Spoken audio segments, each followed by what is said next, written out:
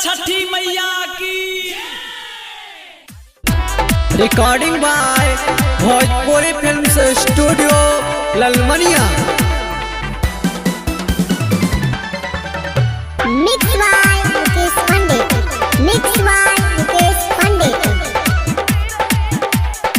Singing by Mukesh Pandit. 3 बजे भोर में हो बलम के अजोर में, बलम के अजोर में हो बलम के अजोर में। 3 बजे भोर में हो बलम के अजोर में, बलम के अजोर में हो बलम के अजोर में। दौरा सजावत रहे बड़ी झक जोर में, बड़ी झक जोर में। हे हवा के पूजवा के साथ दिहनी हो कजलियों के छठी घाटे जात देखनी, हो कजलियों के छठी घाटे जात देखनी।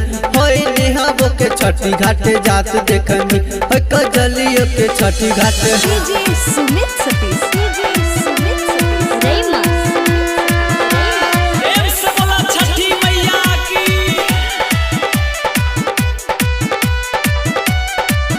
कजलियों के छठी घाटे जात देखनी, हो कोयलियों के छठी घाटे जात देखनी। दौरा में ले ले बारी दुई जोरा पनवा, दुई जोरा पनवा हो दुई जोरा पनवा।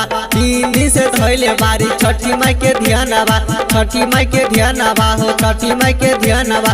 सूरज देव गीतिया गावत देखनी, होई लुलियों के छठी घाटे जात देखनी, होई नेहाबो के छठी घाटे जात देखनी, होई कजलियों के छठी घाटे जात देखनी, होई नीलुओं के छठी घाटे जात देखनी।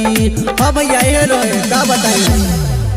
होय कजलियों के छठी घाटे जात देखनी, होय नेहाबो के छठी घाटे जात देखनी, होय पूजियों के छठी घाटे जात देखनी, होय उसियों के छठी घाटे जात देखनी।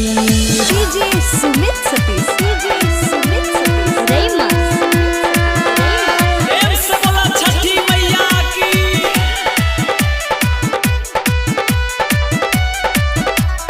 उसियों के छठी घाटे जात देखनी, ओ कजलियों के छठी घाटे जात देखनी।